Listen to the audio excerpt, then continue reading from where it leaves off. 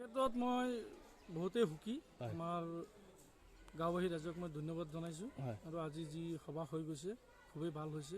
এনেকুৱা সভা মাজে মাজে হ'ব লাগে, হ'লে আমাৰ মানুহবিলাকো সজাগ হয় আৰু নিজৰ অধিকাৰ বুজি পায় আৰু নিজৰ যিখিনি অভাৱ অভিযোগ আছে আমাৰ বিভাগসমূহ জনাব পৰা যায় এইটোৰ জৰিয়তে।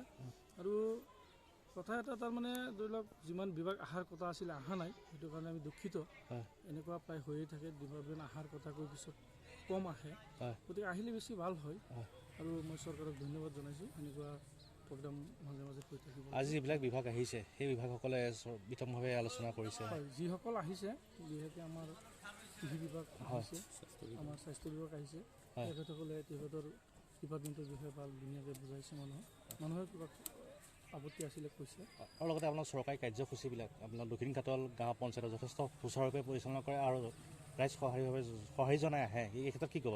এই ক্ষেত্ৰত মই আমাৰ ৰাইজক মই মোৰ গাঁও পঞ্চায়তৰ তৰফৰ পৰা মই ধন্যবাদ জনাইছোঁ।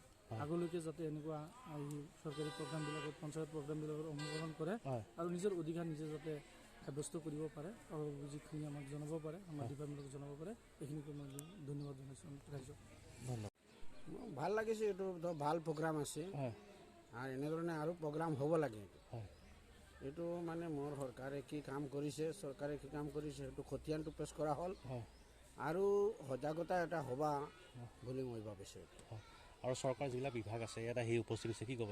সকলো বিভাগবিলাক আহিছে? সকলো বিভাগ অহা নাই আৰু অনেক বিভাগত মানে মোৰ মানে ষ্টাফ কম আছে, সেইকাৰণে অহা নাই। মই এইটো ভাবিছোঁ আহিলে ভাল হ'ব। ঠিক আছে।